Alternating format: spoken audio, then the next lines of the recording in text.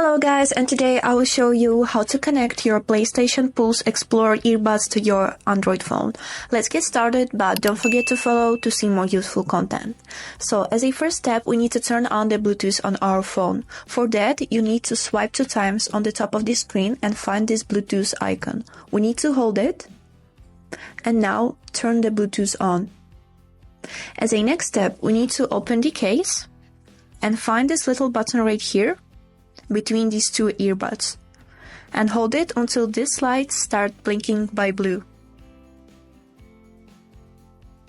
And now our earbuds are ready to pair. Let's find them on the list of available devices. If you cannot see them, you can try turn off and turn on again the Bluetooth.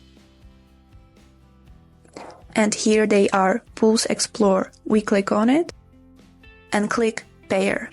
As you can see, I got an error which is saying couldn't connect. For that, you can try take out one earbud and click again.